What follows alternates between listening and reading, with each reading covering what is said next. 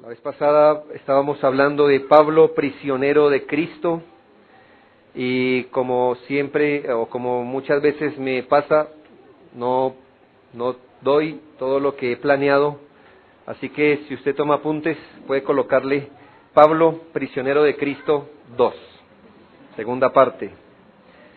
Y es muy probable, hermanos, que por supuesto no sea el énfasis de este capítulo, pero estas palabras, este versículo 1, que yo quiero que usted lea conmigo, es muy rico en enseñanzas. De hecho, no creo que sea una anotación que Pablo hizo sin importancia, para luego sí entrar a lo más importante. Sabemos que toda la Escritura es inspirada por Dios. Y todas las cosas que están plasmadas en la Escritura tienen un propósito, y seguro es nuestra instrucción. Dice, por esta causa yo, Pablo, prisionero de Jesucristo, de Cristo Jesús, por vosotros los gentiles. En el sermón pasado explicamos o tratamos de explicar la expresión Pablo prisionero. Hasta ahí, Pablo prisionero. Sin duda es una frase poderosa, por la manera como humilla cualquier intento de sobreponer nuestros métodos o nuestras expectativas a las de Dios. Nosotros, como dijimos anteriormente, hubiésemos elegido, por ejemplo, otra suerte para Pablo. Nosotros hubiéramos puesto a Pablo en otros escenarios, tal vez lo hubiéramos publicitado un poco más, pero Dios tiene en mente revelar un gran misterio, que después lo vamos a estudiar, aunque ya lo hemos estudiado de alguna manera. Y para llevar a cabo esta tarea, que es una muy grande, algo que ha estado oculto por siglos, revelarlo, el Señor quiso, inentendible para nosotros, pero el Señor quiso apresar su portavoz. Quiso el Señor que Pablo fuera preso y desde allí usarlo. ¿Y por qué, hermanos? De Pablo aprendemos que tenemos este tesoro, que es el Evangelio, en vasos de barro. ¿Para qué, hermanos? Porque el Señor se ha dignado tomar las riquezas del Evangelio y envolverlo en gente que pudiera ser calificada, muy bien calificada, como vasos de barro. Él mismo dice, para que la excelencia del poder sea de Dios y no de nosotros. Y en otro texto dice, a fin, es decir, el Señor ha elegido de lo vil y lo menospreciado, a fin de que nadie se jacte en su presencia. Sin embargo, yo quiero hacer una nota, hermano, de balance, una precisión esta mañana. Si algo nos debe quedar claro, tanto por las personas como por los métodos que Dios usa para llevar a cabo el avance de su reino en los corazones de la gente, es que su eficacia es en su poder, no en el de los instrumentos que Él usa. Por supuesto, hermanos, que Dios usa personas y en el rango de todas las personas que Él usa, vamos a hablar de esta manera. Dios a veces se digna en emitir su sonido a través de trompetas de oro, y también Él ha querido dar su dulce melodía, a veces, hermanos, en flautas de palo. ¿Me hago entender? Él es libre de usar el instrumento que Él quiere. Pero que se quede claro, hermanos, que ni la trompeta de oro ni la flauta de palo sonarían por sí solos. ¿En qué radica? Que esos instrumentos suenen y suenen bien. Hermano, en quien lo interpreta. Así que yo creo, hermanos, es decir, lo que quiero salvar este texto de decir, es que siempre digamos no. Si es un siervo de Dios, tiene que andar preso, perseguido y pobre. Porque o si no, tenemos que sospechar, ¿qué clase de siervo de Dios? No, mis hermanos. Dios tiene a su mano toda una gama de herramientas, queridos hermanos, y nadie puede discutir que entre todos los apóstoles, un hombre como Pablo, hermanos, el hombre era algo parecido a una trompeta de oro. Esa es la verdad. Pero Dios también tenía su flauta de madera, como Pedro. ¿Sabe usted, hermano, que los estudiosos de la Biblia a veces briegan por traducir Pedro? Porque él hablaba mal el idioma griego. Él podía decir, yo estar aquí, no, Pedro no. Les recuerdo que esa no era la lengua natal de Pedro. Pedro era hebreo, pero tenía que haber aprendido otro idioma. Pero usted, ¿qué nota? Claro que aunque Dios tiene en su mano varias herramientas, ¿en dónde radica el poder de su ministerio? En Dios, en Dios, en Dios. De manera, hermano, que es lo que yo quiero resaltar. La eficacia de los medios no está en ellos mismos.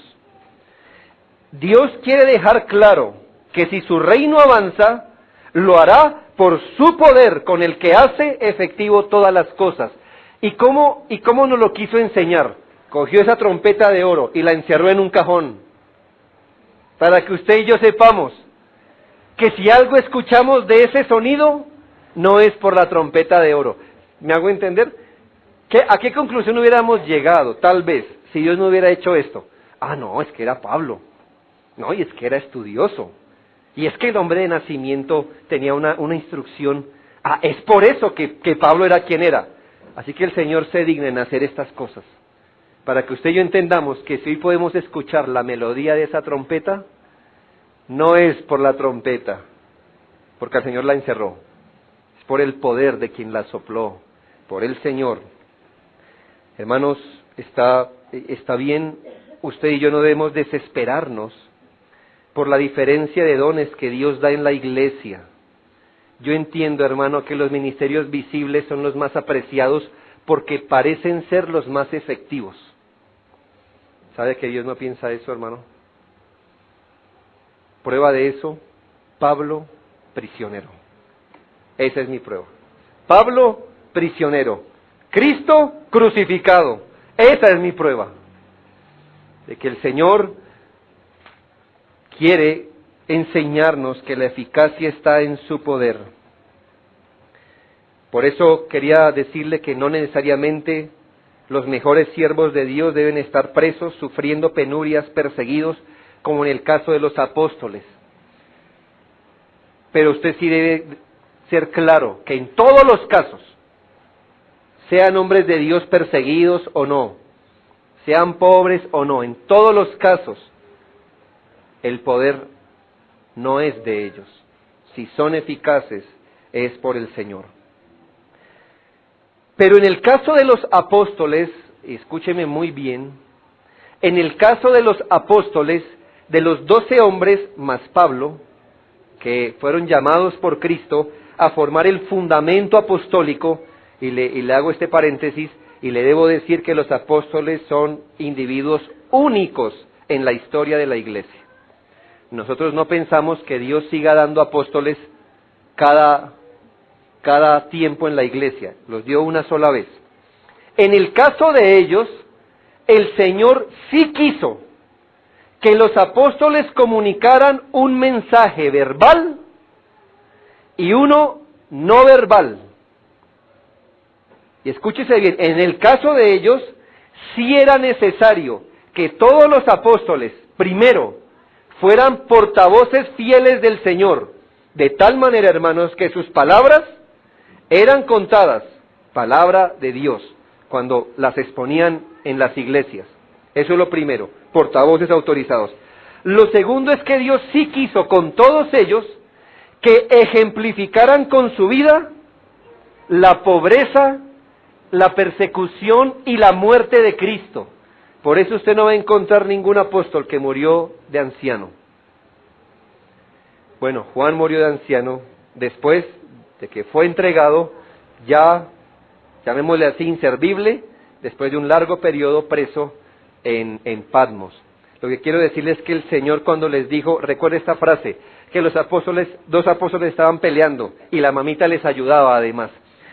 Yo quiero sentarme a la derecha y yo quiero sentarme a la izquierda, esa era la discusión. Y la mamita dijo, no, mijitos, no peleen por eso. Señor, concédeme una cosa, que uno se siente a tu derecha y uno a tu izquierda. Y el Señor le dice, no, ustedes están en otro cuento. Mire, pero les dijo una cosa, ¿pueden ustedes beber del bautismo? Aunque yo sé, ¿serán ustedes bautizados con el mismo bautismo en que yo seré bautizado? Él estaba hablando de su persecución y muerte. Y Dios le dijo, sí podemos. Y el Señor le dijo, correcto, porque van a beber de ese bautismo. Pero el sentarse a mi derecha o a mi izquierda, no es potestativo mío, es de Dios Padre. ¿Qué le estaba diciendo el Señor? Que en el caso de los apóstoles, Dios sí quiso, y el Señor sí quiso, que ellos fueran sus portavoces, pero que ellos sí experimentaran lo que Pablo dice, llevar en su cuerpo las marcas del Señor Jesús. En este caso sí debemos esperar que todo el equipo apostólico hubiese sufrido como ellos. En el caso de la iglesia, Dios es soberano de hacer lo que quiera con sus instrumentos. Hermanos, lo interesante es que Dios puede usar hombres de gran intelecto como a hombres de un intelecto limitado. ¿Sabe usted, hermano? Juan Calvino a los 14 años ya estaba haciendo un doctorado en la universidad. Se dice, wow, 14 años, mi hijo lo tengo que levantar yo de la cama a los 14 años. Bueno, este hombre ya sabía muchos idiomas, cosas así. ¿Me hago entender? Ahora, ¿sabe usted a qué edad entró Spurgeon al seminario? Nunca entró a ningún seminario. Y entonces usted dice, en efecto, Dios es quien obra. Dios puede obrar a través de instrumentos así, hermanos, y nos gozamos cuando le dije esta mañana, ¿cuánto le debemos, hermanos, en la fe? Hombres que han dedicado toda su vida a estudiar para que hoy pudiéramos tener un libro para nuestro provecho, está bien. Hermanos, pero hay muchos hombres, pastores rurales de antaño, en los que la reforma corrió y siguió fiel hasta nuestros días gracias a ellos. Pastores sí, con sus pastores dobles, con sus ovejas de verdad, con sus ordeñando ovejitas que después se lavaban las manos y iban a la iglesia a predicar, así. Y el Señor quiere guardar su evangelio allí. Hermanos, no sé si les sea claro mi ejemplo, espero que para todos sí. Usted puede llegar a ser un taladro percutor o una puntilla de acero de 1 pulgada. Lo uno llegará más profundo que lo otro, ¿verdad? Taladro percutor, hermano, rompe y llega profundamente. O usted puede ser una puntillita de acero de 1 pulgada. Hermano, lo que sí es claro es que el taladro o la puntilla no son nada si alguien no las coge y las usa. Pero hermanos, el taladro y la puntilla van a cumplir el propósito que Dios les ha determinado cumplir. Así que mis hermanos, no sé usted eso que le comunica. Tal vez usted mire y diga, yo hubiera querido ser así, bueno, tal vez ya no. Tal vez sí, no sabemos. Pero hermano, usted tiene que servir al Señor con lo que Dios le ha dado. Aquí hay principios muy claros. Yo quiero remarcarle que el reino de Dios no corre según nuestras expectativas ni métodos humanos. No corre así. Nos toca volver a aprender los principios del reino. Dios tenía un gran misterio y encerró a su mensajero. Si hoy tenemos la Biblia en la mano, ¿qué quiere decir, hermano? Que Dios sí pudo usar un preso para darnos su palabra, sí pudo. Él se salió con la suya. Usted y yo, ¿qué hubiéramos dicho? No, Señor, mira que si lo encarcelas, no vamos a ser efectivos, la obra no se va a hacer. ¿Qué te dice? 13 epístolas del Nuevo Testamento. ¿Que Dios qué hizo? Con su portavoz preso. Hermano, Él se salió con la suya. Él se salió con la suya. Así que usted y yo podemos decir, realmente este método, Señor, no me parece muy eficaz. Hermano, pero los métodos de Dios son más eficaces que lo que usted y yo podamos hacer. Vean, se lo digo con aprecio. Yo quiero que usted aterrice eso a las miles de cosas. Solo doy un ejemplo. ¿Usted cree, hermano, que esta iglesia sería el doble de asistencia si hacemos un gran concierto? Por supuesto, hermanos. Entonces vamos a llamar a alguien, sí, famoso, no sé, y alquilar unas tarimas. Para nosotros es lógico, ¿no cree? ¿Sabes Dios qué dijo? Que al Señor le agradó salvar a los creyentes por hacer lo que estamos haciendo hoy, predicando. Usted dirá, no, señores, la idea es darnos a conocer. El Señor dice, sí, esa es la idea, pero son mis métodos y son los que realmente son eficaces. Quiero referirme ahora a esta frase, prisionero de Cristo Jesús. Ya vimos Pablo prisionero, ahora Pablo prisionero de Cristo Jesús. Yo quiero recordarle a usted por qué Pablo estaba prisionero. Tal vez nos perdamos en los argumentos y yo le animo a usted, ahorita no, en medio del sermón, pero en casa, leer Hechos 21 en adelante, Hechos capítulo 21 en adelante, y se empape un poquito de cómo él llegó a estar preso y cómo le fue. Pero le voy a resumir más o menos el contexto de las prisiones de Pablo. Él llegó de su tercer viaje misionero, y llegó porque él quería pasar una fiesta judía en Jerusalén. Así que él rápidamente fue recorriendo de vuelta porque él quería llegar a Jerusalén. Resulta que en sus viajes los acompañaba Tito y otros gentiles. Llega un momento en la fiesta judía donde él va al templo a ofrecer sus ofrendas según el rito. Seguramente estamos pensando en oraciones o cosas así, pero no creemos que Pablo hubiera ido a hacer algo contrario al sacrificio de Cristo, pero él estaba en el templo y fue falsamente acusado, primero de decir que la ley de Moisés no servía para nada, y segundo, de entrar gentiles al templo. Por supuesto, lo uno es una imprecisión, porque él decía que la ley de Moisés no servía no para nada, sino para justificación, cuidado. Y segundo, era mentira que él había entrado un gentil al templo. Lo que pasa es que como los veían siempre juntos, asumieron eso. Desde ese día, hermano, Pablo quedó preso. Primero, una explicación a los fariseos. Todos los fariseos, se formó allí un conflicto de puños, patadas. Dice que tuvieron que entrar a la fuerza y sacarlo a la fuerza, o si no lo iban a matar. Él después se va a defender, y en la mitad del discurso se lo interrumpen. Hubo una revuelta en el pueblo, tanto que el tribuno tuvo que decirle, venga, lo guardamos en este palacio, si no lo van a matar, y lo iban ya a castigar, lo iban a dar sus lapazos, cuando le dijo, no me diga que van a dañar a un ciudadano romano. Ay, no sabíamos que usted era romano, y eso cambió todo. Pero, hermanos, usted va a pensar que las cosas, hermanos, si a esta altura la justicia es lenta, después de tanto tiempo, imagínese en esa época. Le quiero decir que Pablo fue llevado a prisión y los judíos instigaban para que lo cambiaran de prisión. ¿Con qué fin? Con el fin de que el recorrido de aquí a aquí fuera aprovechado, y hubo unos hombres sicarios que se juramentaron. Pablo sale de esta prisión y no va a llegar aquí. No vamos a comer hasta que eso ocurra. Bueno, no ocurrió, no sabemos si cumplieron o no su promesa, pero no ocurrió. Después fue a otro lugar, y le estoy hablando de que él sale donde Claudio Lisias, así se llamaba, y se lo mandan a un hombre llamado Félix.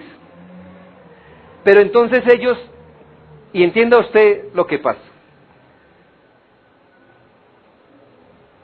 los judíos instigaban, pero ellos no podían tomarse la justicia por sus manos, así que hicieron lo mismo que con el Señor Jesús, instigaban para que los romanos castigaran. Los judíos instigaban y los romanos castigaban. A los romanos no les servía tener de enemigos a los judíos. Así que fue muy fácil para el romano hacer ¿qué? Si yo me pongo a defender a Pablo, me echo de enemigo toda la ciudad. Prefiero tener a Pablo en prisión y estar en paz con toda la ciudad. 5 años después, Pablo estaba en prisión sin un juicio. Hechos 24, 26, y bueno, me gusta cómo la Biblia lo habla así como sobriamente, sin dramatismo, pero si usted lo lee bien, usted como que pasa y dice, oh no, esto es difícil. Hechos 24, 26 dice que Félix llamaba mucho a Pablo, esperando también con esto que Pablo le diera dinero para que le soltase, por lo cual muchas veces lo hacía venir y hablaba con él. Pero al cabo de 2 años, recibió Félix por sucesor a Porcio Festo, y queriendo Félix congraciarse con los judíos, dejó preso a Pablo. Así que Pablo duró preso por conveniencias políticas, pero ¿cuál era la acusación, hermanos? ¿Cuál era la acusación? La acusación por la que los judíos lo llevaron preso es porque nunca pudieron tragar, de verdad, nunca lo pudieron pasar, que el hombre es justificado por gracia mediante la fe en Cristo y no por obras. Usted va a decir, hermano, pero es lo mismo que nosotros creemos hoy y tenemos libertad. Es más, párese allá afuera y diga, la salvación es por gracia mediante la fe. ¿Qué pasa, hermanos? Nada. Y si lo dice en su trabajo, nada le pasa. Y en su estudio, ¿qué le pasa? Nada. Dígalo en esa época. Iba a correr la suerte que corrió Pablo y que corrió Esteban y que corrieron todos los apóstoles. Fue preso. Ahora, piense en algo, y todo esto lo estoy diciendo ¿para qué? Hermanos, ¿cuál era la causa o el autor intelectual de las prisiones de Pablo? ¿Quiénes eran? ¿Quiénes estaban haciendo el papel de autores intelectuales? Los judíos. Así que si lo viéramos de una forma muy humana, pudiéramos decir, Pablo, prisionero de los judíos. ¿Y sabe cómo se presenta Pablo? Pablo, prisionero de Cristo. Pero hay otro problema. Realmente los que lo tenían preso eran los romanos. Los otros eran los autores intelectuales, pero materialmente, ¿quién lo tenía preso? Los romanos. Y Pablo lo sabe. Y es tan poderosa esta frase que Pablo dice, Pablo, yo, prisionero de Cristo Jesús. Y esto lo cambia todo, hermano, porque Pablo no está reconociendo sus providencias con amargura. Pablo entiende la doctrina de la providencia y la soberanía de Dios. Pablo sabe que aun cuando los judíos estén instigando, aun cuando los romanos lo tengan injustamente preso, Pablo sabe que en última instancia, él es un prisionero de Cristo. Es su siervo. Es de Cristo. No hay amargura, hermanos.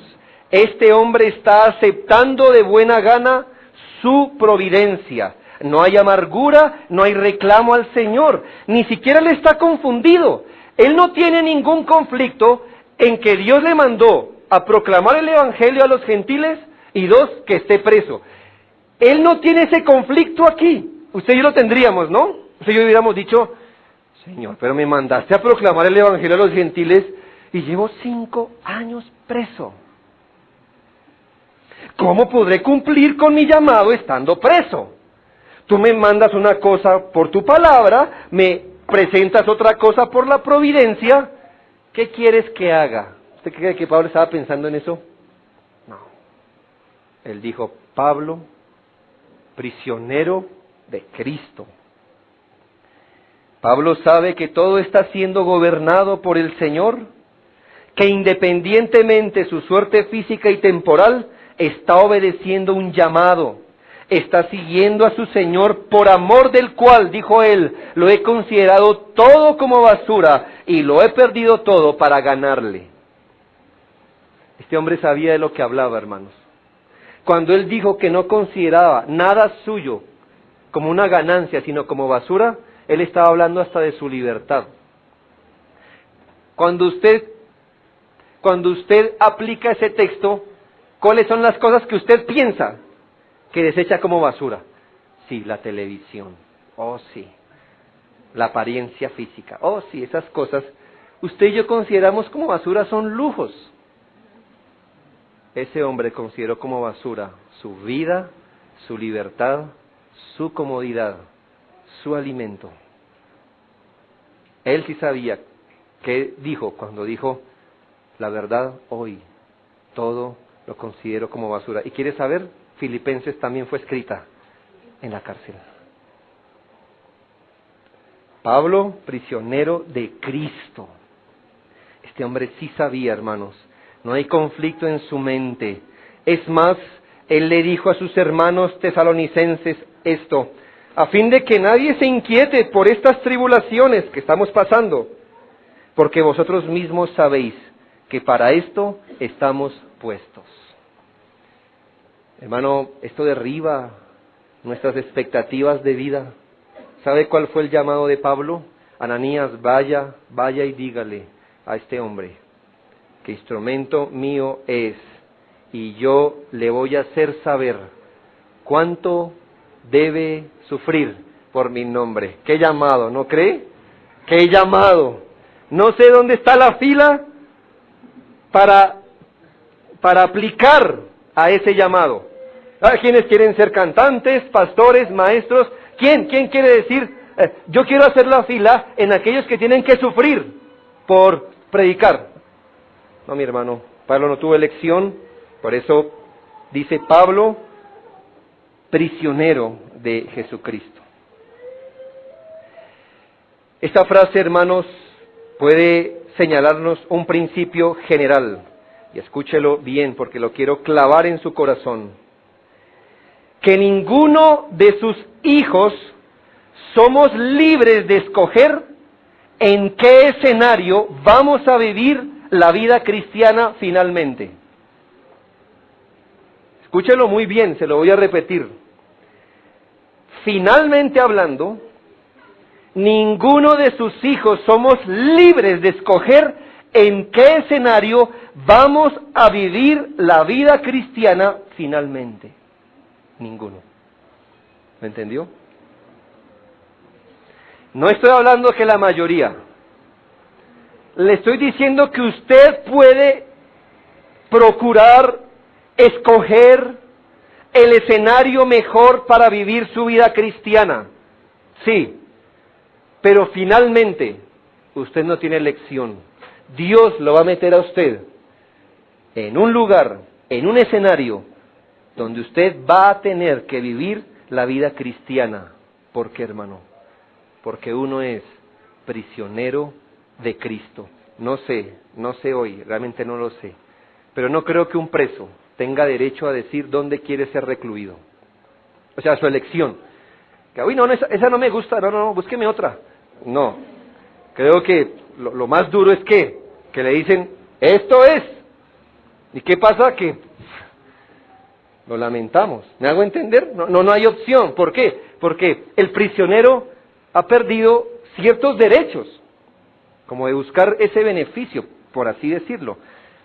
Ahora, hermanos, no sé qué prisionero, si Pablo está diciendo prisionero de Cristo, él se crea con la capacidad de decir prisionero de Cristo, pero aquí no, Señor, o así no, Señor. No, mis hermanos, Dios determinó un camino para cada uno de nosotros, donde es necesario que allí vivamos para la gloria de Dios, en obediencia a su palabra y sirviendo para el avance del reino de Dios. Hermanos, ¿acaso las prisiones de Pablo lo excusaban de no obedecer a su llamado? Es decir, él podía decir, Señor, pues yo te quería obedecer, pero prisionero de Cristo, tú fuiste el que me mandó aquí. Así que hasta que no cambie mi situación, no seré un instrumento útil. No, hermanos, ¿sabe qué hizo Pablo? Él sabía que no podía estar afuera, pero ¿qué hizo, hermano? Escribió. Gloria a Dios por eso. Mire aquí sus cartas. Mire aquí sus cartas. Ese hombre no usó el escenario donde Dios lo puso como una excusa para no obedecer. Él sabía que era prisionero de Cristo. Y allí sirvió al Señor, obedeció, alabó a Dios.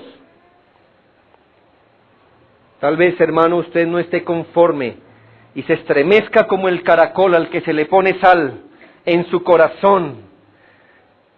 Porque tú habías planeado el contexto en el que querías servir al Señor.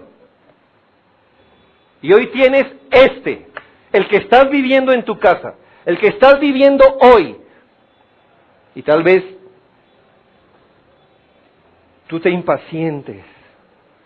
Recuerda esto, Pablo, prisionero de Jesucristo. Hermanos, ¿quién hubiera querido o esperado vivir su vida cristiana con contradicciones en su vida? ¿Quién hubiera querido? Es decir, si Dios nos hubiera dicho, bueno, fulano, ¿qué quieres? ¿En qué escenario quieres vivir tu vida cristiana? ¿En qué escenario?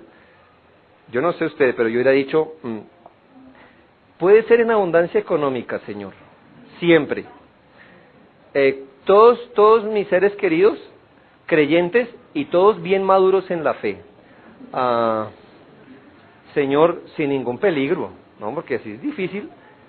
Yo lo hubiera escogido, y usted también, ¿verdad? Claro. Pero sabes, aquel que te hizo preso suyo, hermano, aquel que te hizo preso suyo, decidió por ti dónde tú vas a vivir la fe. Y algunos tienen que vivir con la contradicción de un cónyuge no creyente, de un cónyuge pesado.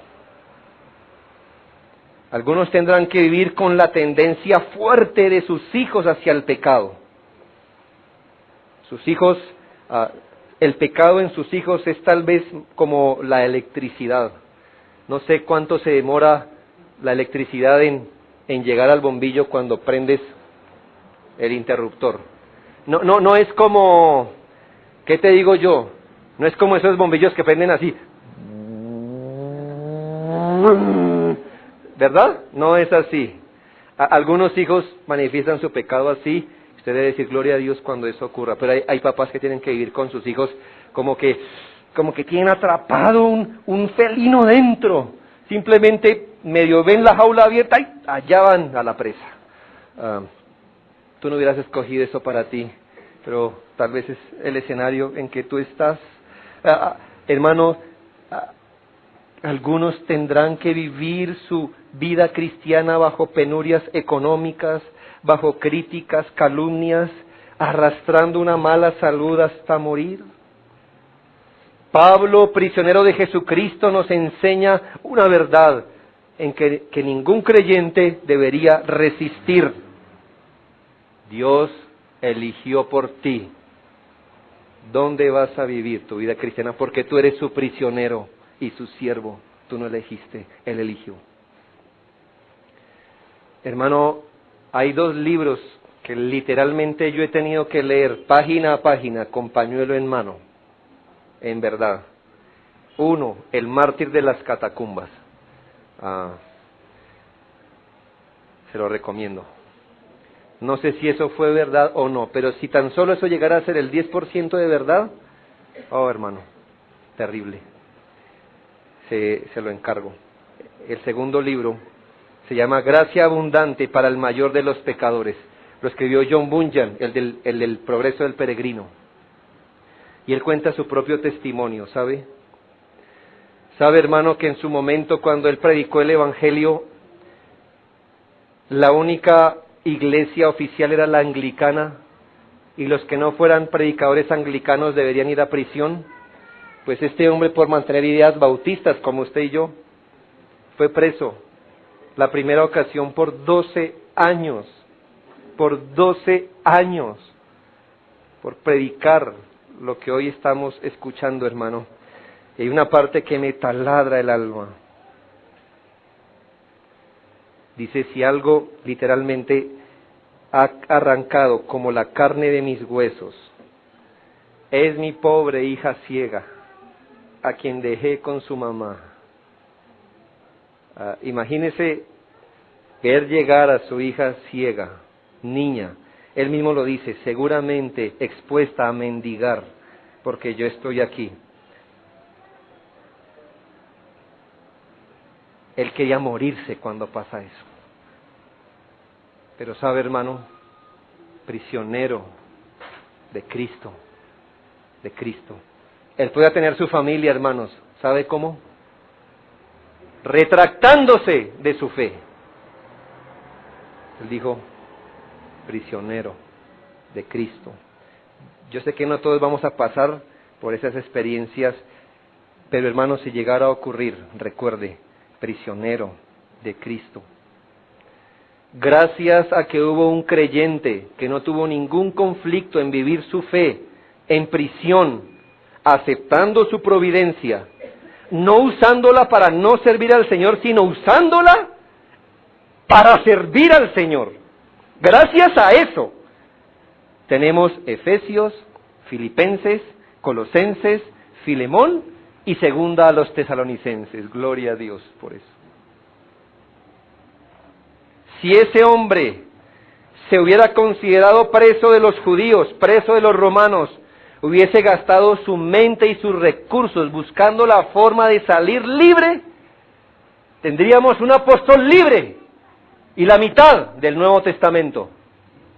Gracias a Dios por Pablo, hermanos. Este hombre supo que su llamado tenía que cumplirlo donde fuera. Es su prisionero. Y el que lo apresó le dijo, proclame el Evangelio y vaya a prisión. No había elección. Y note lo que dice en una de esas cartas cuando él estaba preso, y esto lo dijo cuando estaba preso.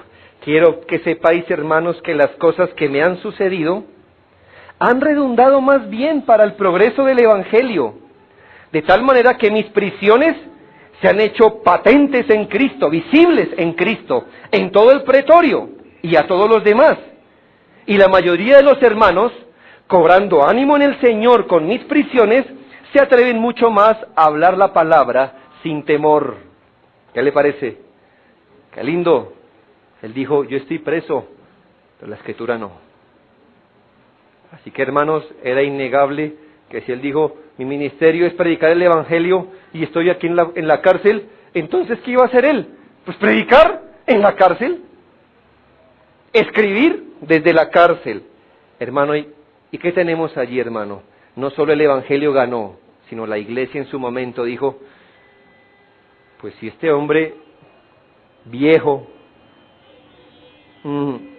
acorralado en su prisión, es tan útil para el Señor, hermanos, todos los demás debemos ser un poco más que él, ¿no cree?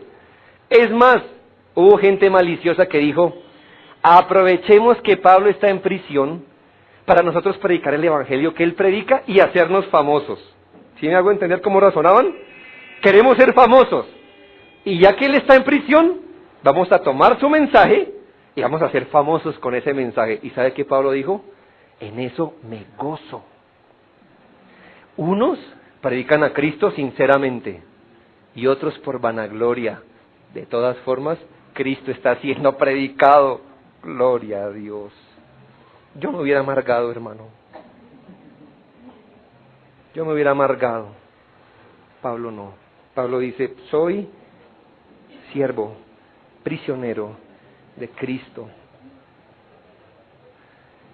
Hermano, usted debe preferir ser prisionero de Cristo que libre según el mundo. No es libertad la que se tiene dándole la espalda a Cristo. No es bendición la que se consigue dejando la cruz a un lado. Usted no será de ningún provecho estableciendo sus dones fuera de Cristo, sino en Él, y como Él se los está indicando, usar.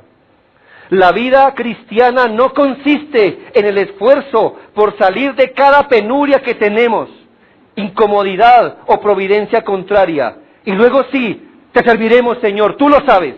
No, escúcheme bien. La vida cristiana consiste en servir al Señor dentro de sus providencias particulares. ¿O acaso estás esperando ser siervo de Cristo y trabajar para Él cuando el diablo se convierta y no nos sea más tropiezo? ¿Eso es lo que quieres? Si eso es lo que quieres, estás viviendo una película, no la realidad del Evangelio. Sirve, querido hermano, dentro de tus providencias. Y yo quiero terminar con esto. Pablo prisionero, ya lo estudiamos. Pablo prisionero de Jesucristo. Y la última frase, hermano, es como cuando, no sé, el torero, el toreo, no sé si se llama, las corridas de toros, moralmente no son aceptables para la Escritura. Yo creo que la Escritura ordena, sí enseñorearnos de la creación, pero para nuestro provecho, no para dañarla. Pero lo que quiero usar es una expresión de eso. Es como cuando el torero clava la espada, no un banderín, sino va con la espada hasta que la espada atraviesa el corazón. Y yo creo que esta última frase, hermano, atraviesa nuestro corazón. Ya está muy difícil Pablo prisionero, ¿no cree? Pablo prisionero de Cristo, ya es difícil. Pero Pablo prisionero de Cristo por los gentiles. Por ustedes estoy preso, dijo Pablo. Porque los amo a ustedes, estoy preso. Tengo una elección, ser libre, sin amarlos, o estar preso amándolos. Los amo y estoy preso por ustedes. Hermano, ¿hasta dónde llega el amor real de un hijo de Dios por los que no conocen al Señor? Pablo no estaba pendiente de sí mismo ni de su suerte. Él estaba imitando a su amo, que vivió bajo esta premisa: el Hijo del Hombre no vino para ser servido, sino para servir y para dar su vida en rescate por muchos. Pablo no es original aquí. Él está diciendo, yo soy un tipo de esclavo, según mi amo. Él me dio ejemplo cómo vivir la vida para servir a los demás. Pablo se colocó en aprietos reales con tal de servir a los gentiles principalmente. Piense, hermano, que para Pablo hubiera sido fácil vivir un evangelio personal y disimulado. Pues no seamos tan exagerados. ¿Sí? Prudencia, prudencia. Hermano, él prefirió pararse en la esquina de una plaza, aun cuando supiera que había judíos escuchándolo, diciéndole a los gentiles que la salvación es por gracia, por la fe. ¿Sabe? Eso es amor. Imagínese Pablo sabiendo que el círculo externo, aquí tenía un círculo de gentiles, pero el círculo de afuera eran judíos. con papel en mano para apuntar toda cosa para acusarlo. Yo creo que usted y yo nos hubiéramos intimidado, ¿no? Esta semana me entrevisté con un hermano que se dedica a evangelizar en los hospitales, y yo le voy a decir su método. Pastor, yo llego, pero nada de Biblia. No, eso no hay que nombrar la Biblia. No, porque si no, mire, usted se cierra. No, es mejor que la gente le charle a usted, y usted los acompaña, y estas cosas. Yo lo entiendo, ¿sabe? Es una reacción lo más de natural. Pablo, prisionero, prefirió eso por amor a los gentiles. Él supo que al detener la gente en Listra se iba a ganar un problema, pero la detuvo, hermano, y dijo, no me adoren, adoren al Señor. Y le costó que, hermano, que lo apedrearan y le dejaran días inconsciente. Él amaba a sus hermanos. Esta verdad de la salvación por gracia lo acorraló en una prisión y lo mantenía en una prisión. Era muy fácil para él salir, ¿sabe? Decir a los hermanos judíos, ¿sabe qué? Era mentira. Tampoco era para tanto, muchachos. Es una exageración. ¿Listo? Hubiera salido.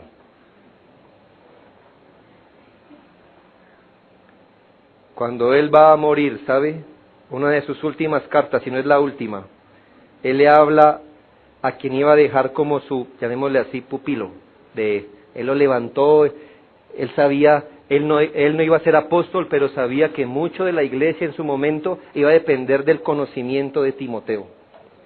Mire lo que le dice a su amigo, a su hijo, como él le llama. Timoteo, acuérdate de Jesucristo, del linaje de David, resucitado de los muertos conforme a mi evangelio, en el cual sufro penalidades, hasta prisiones a modo de malhechor. Mas la palabra de Dios no está presa.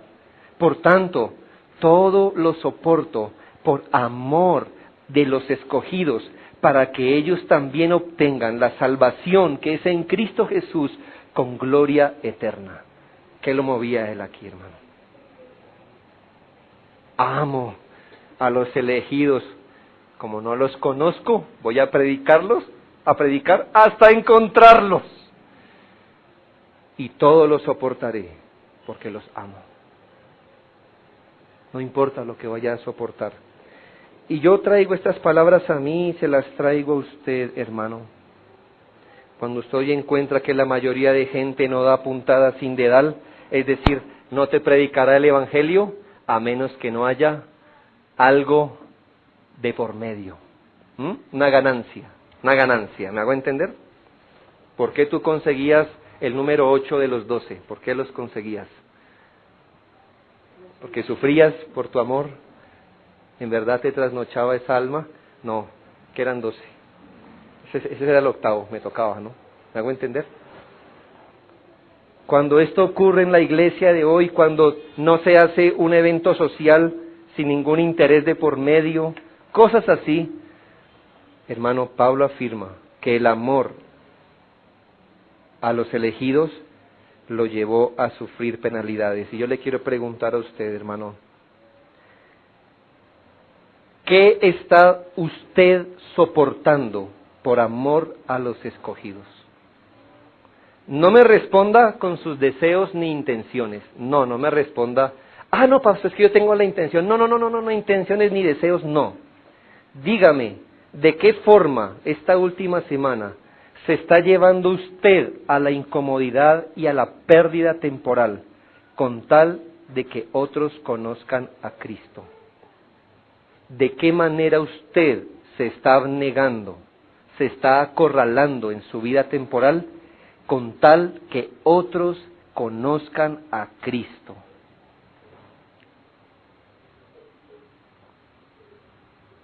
Yo no critico, vuelvo y le digo, pero cuánta espiritualidad se necesita para ir corriendo cuando viene tal predicador, tal otro, cuando hay reuniones multitudinarias aquí y allá, conferencias, cultos unidos. Dígame hermano, dígame, sin criticarlo, dígame cuánto de Dios se necesita para hacer eso. Dígame, hermano, ¿cuánto de Dios se necesita para ponerse usted mismo en aprietos para que otros conozcan a Cristo?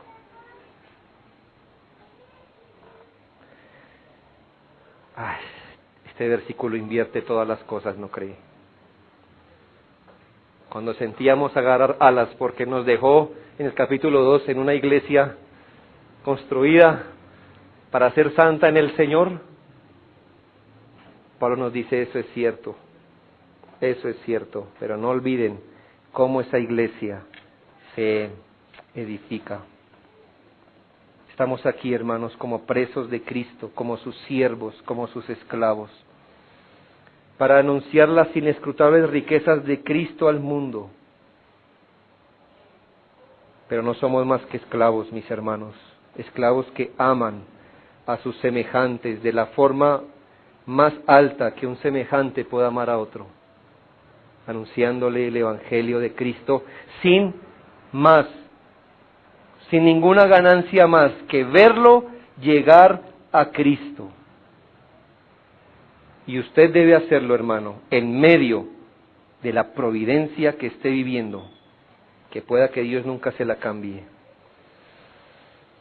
Entreguémonos en humildad al Señor esta mañana y ofrezcámonos en nuestra debilidad para que sus planes evangélicos también corran a través de nosotros, como un día corrieron, hermanos, a través del apóstol.